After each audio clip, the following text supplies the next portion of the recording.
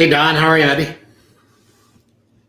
You're muted, but outside of that, Great. it'd be very hard for you to mock my hoodie. I'm wondering. Show me the other side. Show me the top. There's Coach Harrison on here. Go ahead. Let's hear your trash talking. It's gonna be hard for you to mock me when you're muted, my man. I'm not muted anymore. Okay. Anyway, well, let's think about this, because last week you were almost muted because we were standing here in the exact same spot a week ago today, beating up on the pollsters, researchers in general, saying how did they get it so wrong? And 24 hours later, the world had changed. I mean, to paraphrase Donald Trump, Don Mayo went to bed on Friday night, pollsters were bad. Don Mayo woke up Saturday morning, pollsters were good. Thankfully, we're not pollsters, but we do check consumer opinion. That's my Christmas present. If I don't have to hear Mr. Trump's name again after Christmas, that would be the greatest gift anyone can give me. Love it. Speaking of presidents, we've got to give credit to the folks at HP, because they put together a pretty imaginative holiday ad. Yes, can you believe it? We're into holiday ad season. But theirs is called Madam President. And I want to have a quick look at this for you to just take a look at this video and see how obviously somebody there had their thinking hat on with the vice presidential candidacy of Harris.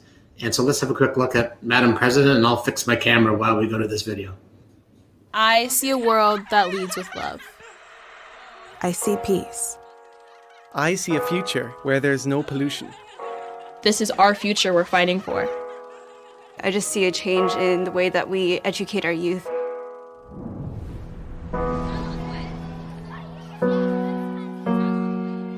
Wake up, kids, we got the dreamer's disease. Age 14, we got you down on your knees. First we run and then we laugh till we cry. But when the night is falling, you cannot find the light. You feel your dreams are dying. Hold tight. You got the music in you. Don't let go. You got the music in you. One dance left. This world is gone apart. Today, history will be made. You gotta leave it to you. Madam Secretary. Madam President.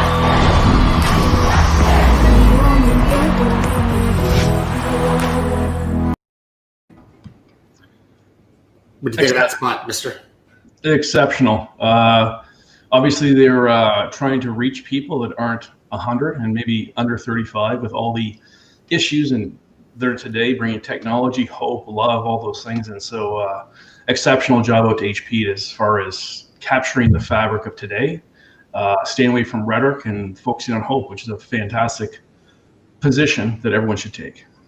Absolutely. So jokes aside about pollsters and researchers, take me back to where you were last Saturday. I mean, I'm an old man. I can remember where I was when Elvis died. But take me back to how you felt about the confirmation on Saturday of President Biden and Vice President Harris being projected winners.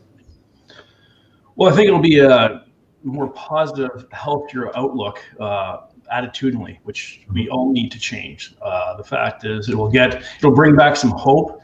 Hearing Biden talk and Kamala Harris talk, they actually talk like human beings. They talk positively. They talk optimistically, like still politically. But the fact is there's a total change in the whole conversation, which we all need. And obviously we're talking about, we're both Canadians, and it's front in every conversation for the past, 6 months. And the fact is you can actually see some hope now, or verbal hope for the fact that they're going to collaborate with Canada to get rid of this friggin' pandemic, along with vaccines and other things. But the fact is, I'd say hope is the biggest word. Hope is what I felt when I heard the conversation.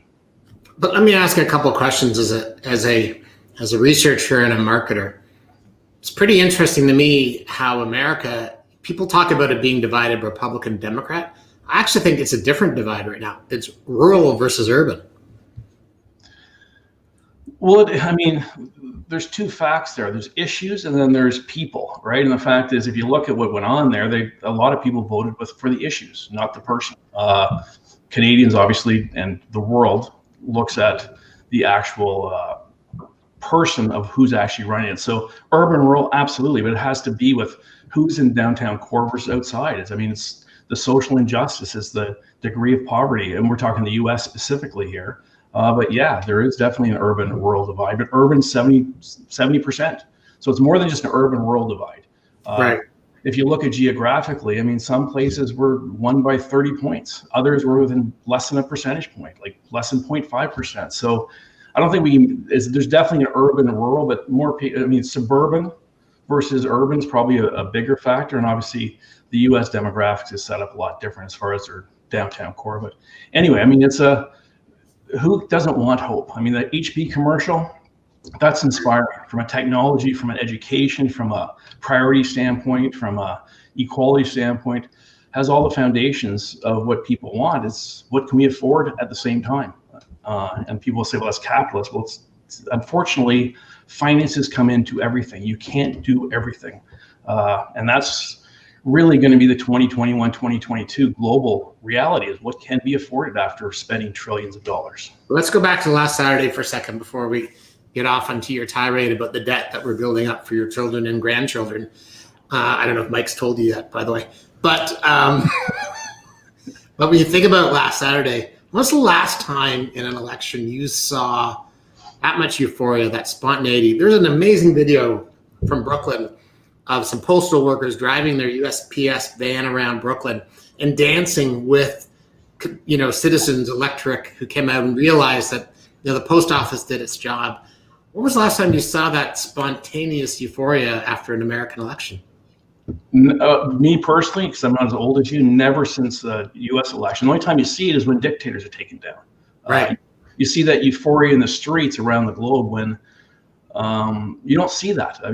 But the fact is that was the human element. They didn't give a shit. I don't think they cared about Trump, Biden, but they cared about the fact they had hope, and they got rid of someone that they thought was repressing them, wherever side you fit there. But there were large groups of people exceptionally happy, obviously.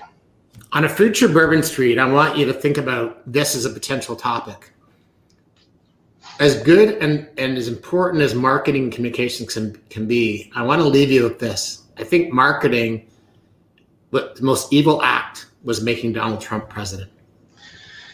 And interesting, but I think if you watch SNL ever, and Dave Chappelle, because he was the host last time with the election, this time he was too. And a very, very deep conversation that he had, and very emotional for him. But he said last time there was all the Democrats. This time there's over 70 million people in the US that feel the same way we did last time. So harmony has to come together. So let's not think that those people in the streets were all happy, because there's 72 million out there that are polarized, the other side of things. How do you bring things together? How do you bring things together? It's not us versus them. It's got to be we together. So let's flip things over to our new segment, Your Weekly Pulse. Take us through some important insights, data, and let's have a little chat about what's going on in the world. So this is over 100,000 consumer interviews across 39 countries, just looking at what's going on since March 31st. So March 31st, everyone thought it would be over by July 2020. As of today, they think July 2021, it's extending 12 months longer. The fact is, this is the new reality.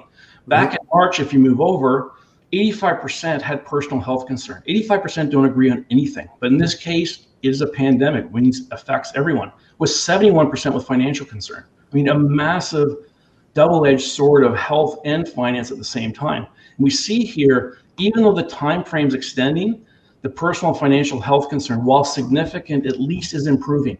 So people are dealing better now with the new realities of what's going on. So that's a bit of optimism, but still a massive thing for brands, agencies, everyone to consider is this is what people are dealing with every day. So let's unpack these a little bit. We went from March 31st, people saying it'll be over July 2020, right? So basically the prediction was 3-4 months the most. Right. Now in November, people are looking at 9+ months. So why? What process? Is it defeatism? Is it education? Why do people now believe it's going to be 9 months? Like if you think about this as a rolling curve, it's gone from 3 to 9 months. Yeah, and over 50% think it's going to be 12 months or longer. The reality is people are getting used to it. They're being educated on it. They're studying it, unfortunately, every day. They're sick of it. But the fact is, at least they understand this is not one and done. And it doesn't matter if you're Canada, the US, UK, Australia, India, whatever. It's not, we're done in 3 months. This is a marathon. And we talked about that last week. So the fact is, that's the reality. And people are settled into what the reality of day-to-day life is for their personal health. The financial, while decreasing significantly, that the concern, it's still there, and we're going to monitor it because we believe, unfortunately, that that's going to increase significantly. Well, we're going to get there, but let's go to the next column, which is the personal health concern. Yeah. So is it good news or is it bad news that people are less concerned? I mean, I'm assuming this comes from, I haven't died yet, or I don't know somebody who's gotten sick. Why is the personal health concern dropped and the severely concerns dropped quite a bit? Well, primarily because in the first cases, people were, the death rate was significant, especially obviously in long-term care facilities. And the fact is, people know they can deal with it. People know that if you have heart conditions or health conditions or you're over 70, you probably should stay away from it. And they know that the younger populations in this, they're not as concerned because they'll get sick, but it's not, very few people, fortunately, will pass from it. So that's why it's a semblance of concern, but severe is, it's probably not going to, if I'm not in jeopardy, it's probably not going to take me. But is that bad news? Because maybe people won't take the precautions they need? 7 out of 10 people saying a personal health concern is not bad news. That means a third still think there's no issue. And the fact is they are taking this exceptionally seriously. Okay.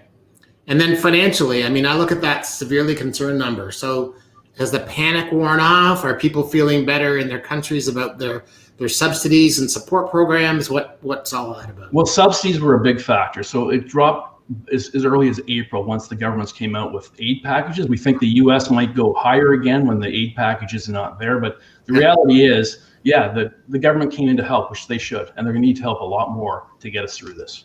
All right, let's go to the next slide, next chart. So we go into just some things on, this is just data from Johns Hopkins. We look across the board and tests. Everyone thinks tests is a magic. Tests will catch it and will prevent people going to infect others. But in the US, 48% have been tested, or there's an equivalent of 48%. In Canada, only 27%. The UK, it's 55%, and in Denmark, 103%. We in Canada are doing a horrendous job of testing. 66% of tests are out of Ontario. The rest, they only account for 39% of the population. Now let's look at the death count. That's death per million. It's a terrible line. But if you look at it, Canada is 1/3 of the US or UK. Mm-hmm. So testing is not the secret. Personal accountability is the secret of distancing, of actually wearing face masks, of actually washing and not going into large places. That is the crucial thing. Testing will cause a reduction in spread. It's not the secret to actually stopping this pandemic. So this screams that we need to increase our testing dramatically like Denmark did, which will in fact stop the spread. But there's a personal accountability beside that. And look at what happened in the Canadian marketplace and why there's such, if we go on to the next. We'll just stay here for one quick second before we go to the next slide. So why aren't we testing more? And as much as I can't stand Trump, he's been saying we're doing lots of testing. And they are. Why aren't we testing more in Canada? That's a great question for us to ask our politicians. Okay. Because they're going to dictate to the health people. That is a fantastic question. We've been into it for 7+ months, and we're not doing a good job of protecting our own. Sorry, let's go to the next slide. So we're going to go through. So this is the reality over time. So the first column is April, then July, then November. You can see April, we're testing 100,000 a week, went up to 280,000, which is great. And now we're at 400,000 per week. So it's gone up 4 times. The problem is the cases per week, which again goes back to personal accountability, staying away from weddings of 100 people, staying away from open social forums, wearing face masks, has gone from 10,000 a week, which was at its height, to 27,000 a week. So 2.5 times or 2.7 times greater while the tests are up. The fact is there is severe concern. And that's why they fear Ontario is going to go to 6,500 cases a week or per day. If we don't get it under control, they will have to lock us down. So if you don't want to be locked down, take some personal accountability, wear a mask, wash your hands, and social distance. It's pretty freaking simple. So the headline's simple. Another big lockdown's coming. By the look of Canadian actions, 100%. Globally, it looks like that's what's going to happen. Australia did it. It was punitive. They had armed people making sure you're not too far from home, and they have called that. And the fact is, we're in for it if we do not smarten up immediately. Yeah, absolutely, 100%. So let's keep going. So let's go on and talk about what people are missing. So we ask a question about what people are missing, and it's not surprising being locked down, going through, having social distancing. You can see your friends, you can see your family, but the social touch is the number one thing. 38% agreeing that's what they miss. It's the most of 100 different things we looked at, which is not surprising, but very interesting that human contact, more so than talking, more so than seeing. You also look at freedom to where I want to go. Makes sense. I want to go where I want to go, and this is global. So you look at it, having dinner, traveling for holidays, playing for team sports, live concerts, going to movies, celebrating special occasions. All those things people are missing tremendously. And when they come back, first off, in the next 9 months, how do we actually supplement that virtually and safely? And after that, are we actually prepared to have that influx of people wanting to go out, hoping they can afford to go out? But there's a huge upside positively to live. Live is going to be bigger than ever. Virtual's here out of necessity. It's going to make people want live more than ever. So we go to the next page, we look at what people's intentions are and what their intentions are across the board. So we look at sporting events, concerts, festivals, charity events, and community events. I just want to look at community events. 54% have net increased intention to go to community events. So how do we bring those alive today in March to make them feel part of the community, that local part? Doesn't matter if you're an event, concert, festival, there is strong, strong demand. Look at indoor events and outdoor events. Indoor events was -3 in June. Now it's +20. So people are stopping, and your prior questions, people are getting tired. So we need to see some results. And the fact is, if we don't see some results, we're going to be locked down. And the fact is, right now, there's a greater number of people who do everything right now. We need to find solutions where people can do it safely, whether it's indoor concerts, community events, live sporting events, without being locked down. So this is good news for live. Live is coming back. Can we make it through the next year? How are we going to make it through the next year? And there's huge opportunity for agencies and brands to influence, and charities to influence people in the community right now. So I would see this as very, very positive to the economic return when it comes back. And this is global, not in Canada. So I see this as a very good news story. But let's talk about good news. Let's talk about the recent news of the potential of the Pfizer vaccine. Let's not talk about their CEO selling $6 million worth of stock the day he made that announcement. We'll let him deal with that reckoning. But looking back at your last chart, thinking about it, for me, one of the challenges is these lockdowns. We've been talking for weeks about the fact that you can't play organized beach volleyball. Toronto, you're seeing all sorts of restaurants morphing. But I want to dive into that one. When you think about, in the context of a potential vaccine, right now it's clear people want to do outdoor events, community festivals, which in my mind tend to be more outdoor. The indoor events, if you look at people like the NHL, they need to sell tickets to make money. Look at the movie theaters. What's your take on this vaccine announcement, and how will that impact behavior, and how should marketers and brands kind of deal with that? Because we've got a long way to go before the world's inoculated. Right. So, I mean, I'm not a doctor, obviously, and the vaccine's obviously great news. There's many, many tests going on, just not Pfizer, but it's the first one that had positive results after stage 3, where the other couple have been reverted back. So it's a combination. I mean, we are going to be social distancing for at least 9 months. I mean, they provide hope that the vaccine could be widely available in April, so June, July. And so you're not a doctor, but you are a consultant. So I'm a brand. Give me advice. Next summer, should I be getting ready to spend money on music festivals, or should I be spending money on distributed marathons, or should I be like, hey, everybody be back in the theater? I would not assume everyone's back in the theater that quick, full capacity. We need to find ways to safely allow people to go indoors and outdoors. So the fact is, there are going to be fewer people, but there will be ticket revenue. I believe the price elasticity is going to drop. The fact is, people will pay more. And yes, it's going to favor the wealthier, but if they want to keep these businesses in place, I think prices have to be looked at. I think there's that kind of demand that people will pay for that experience with one person per 4 seats, or whatever it may be. Let's pause on that for a second. So that's a very simple equation. Do you think then the consumers are willing to go from, I've been to movies for a while, like anybody, from $15 to $50 or $60?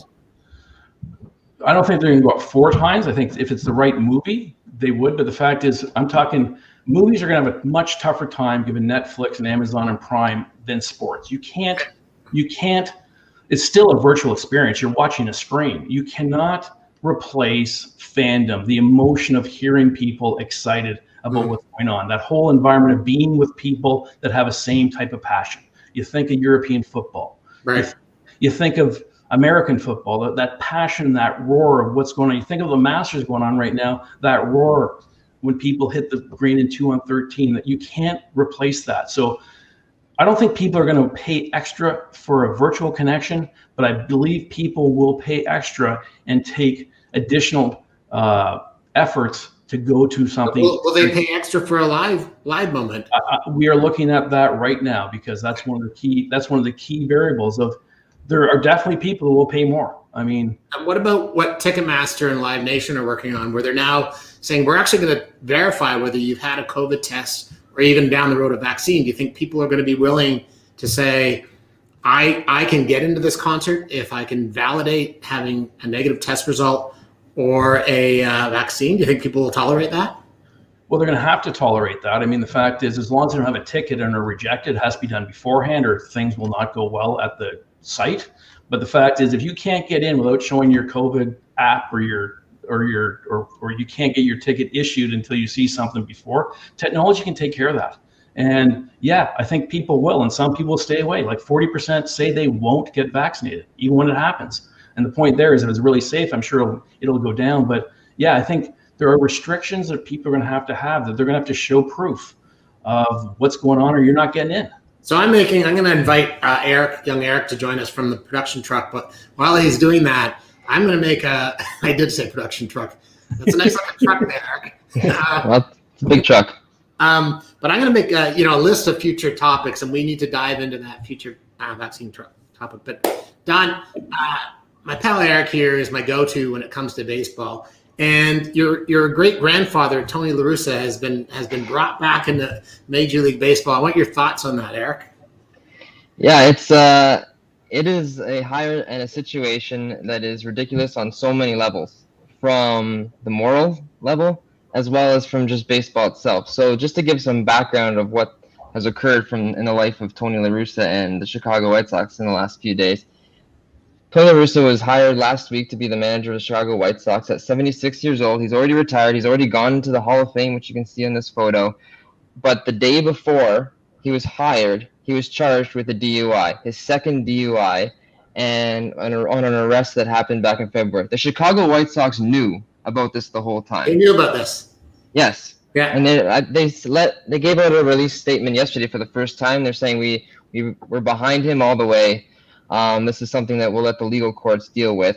But I think there's something a lot deeper going on here from a moral standpoint and the decisions that are made. Well, let's back up to 2007. And yeah. I know you probably don't remember that because you're in grade 4 at the time. But he was arrested then. I know. And it's a public shaming. It was horrible. It happened in Arizona during spring training. Everyone's seen his mugshots. Everyone's seen him sitting in his jail cell. It's something that's been recurring over and over again. And it's something that he obviously, even though he's been retired, has not gotten over. When he got arrested, there's quotes from him saying, like, I'm a Hall of Fame person to the cop, like just trying to get away with it. Do you know who I am? The guy has been, there's been a very polar perspective on Tony Larussa. He's been successful. He was with the steroid A's back in the 80s and 90s. He won World Series with the St. Louis Cardinals. He's beloved and he's hated. But I think one of the underlying things about this hire is that no one in the Chicago White Sox organization is really onto it. They have a very exciting young team. This is about the relationship with the owner, Jerry Reinsdorf. So they have a very close relationship. Reinsdorf always said the only thing he ever regretted was firing Larussa as the manager back with the Chicago White Sox. And this is something that came from the top. This is a personal hire. It's not a baseball hire because it's ridiculous. It's not a moral hire because it's ridiculous. This is about Jerry Reinsdorf supporting his friend. So last word on this one. Yeah. What does this say about baseball and their desire to be role models? They let a guy with COVID celebrate with the World Series, with his World Series teammates, no punishment. They've skipped the minority process around hiring here, and now you've got a team owner saying it's okay if this guy's a 2-time DUI. What sort of moral standard is baseball setting? Well, they have a very traditional moral standard that I question all the time. None of this surprises me. Just knowing from my experiences of going down to the States to see the Jays play in different American cities, sort of talking to the fans, they have a different perspective on what baseball should be, the decisions that should be made, and it's going to be challenged because there is a younger core coming up, especially the White Sox. That's why this makes no sense. They're one of the youngest, most exciting teams, and we'll see how Larussa conflicts with that. Before you get off this, though, if you look at this morning, or I think it was released today, I mean, the Florida Marlins hired their first female GM. That is amazing. So the point is, there's a dichotomy. I don't think you can throw an entire league out because of Jerry Reinsdorf. If you watch the Michael Jordan special, I think that's enough to be said. But there are also good things. So the point is, let's not paint things with a brush. Just say we need to question billionaire owners' decisions sometimes when making decisions in today's very political society. But I am saying this, Don. Leadership comes from the top. There's a reason the CFL isn't playing. There's a reason baseball is screwed up. There's a reason why we're allowing a guy who's got COVID to romp around the field. And there's a reason why Jerry Reinsdorf feels empowered to hire a drunk as his next manager. And at the same time, I'll give kudos to the Florida Marlins. Good. Okay, Eric, I'm looking over your shoulder there. Looks like you're running a little low on gas, so get the production truck. Okay. Will you, buddy? From. See you guys later. Good seeing you. So, Don, baseball's Eric's favorite sport. I know you're a big golf fan. What's happening with the Masters and Tiger Woods? Well, we see DJ's in the lead today. Tiger's off at 230, but he shot his lowest round, tied his lowest round ever, -4 if you heard anyone talk about it. I mean, the Masters in November, the Masters in April, the Masters is a great time for sport. I mean, just watching, I know people 10% like it and 90% can't stand watching live golf, but for those that do, this is a fantastic time, and Tiger in the Hunt is fantastic. You look at the leaderboard right now, it's on the screens behind me if I'm not on this podcast. Great time. Go watch it. Without fans, great sporting event. So you got 2 more minutes. I'm going to ask you a quick question, then I'm going to skip a couple topics to get to the end video. But you talk about Masters in November. Basketball's coming back. For some NBA teams, it was the shortest offseason ever. For others, it was the longest because their season ended in March. Right. But question for you, where are the Toronto Raptors going to play? I mean, you're talking about numbers going through the roof. The Jays were not allowed to play here in Toronto. The league starts in, 34 days, December 22nd. It's even less than that. Where do you think the Raptors are going to play? Yeah, I don't think it matters where they play across North America because we are rampantly going up in every place possible. The point is, what will the politicians and health officials let happen? And I think both you and I can agree we are shocked at how well the NBA did in the first setting. So you know what? Human intuition is fantastic, or ingenuity is fantastic. I'm going to leave it to those parties to say, I'm not sure where they're going to play, but they had a fantastic plan in the bubble in Orlando, and I'm sure they're going to have the best plan they possibly can for this upcoming season, just like the NFL. And I can't wait for sports to keep, we're 12 months a year, great sports going on all the time. I think it's a fantastic thing. So we have 31 seconds left in our show today, and I think it's appropriate for us to use all 31 seconds to talk about the Pittsburgh Steelers, baby. 8-0, despite our trying to choke against Dallas. Now we're playing Cincinnati, who is an amazing rookie quarterback, Joe Burrow, who I thought was a piece of crap. But Ben Roethlisberger's in the COVID protocol, so he might not play. What's your prediction if the Steelers play without Ben? Win or lose? I think they could still pull it off. The 7.5 points line, I think, will be gone. But I still think, Steelers going to beat Cincinnati. I mean, there's great hatred there regardless. Raymond played last year, so we'll see what happens. I think it's I think I'm optimistic, though. That's why I don't bet against them. I'm not realistic. I'm optimistic. And, they're going to win again. All right. Well, make sure you tune in the Steelers game on Sunday at 4:25. And for you Cowboys fans, time for you to pick a football team to follow. Just saying. Have a great week. Have a great week.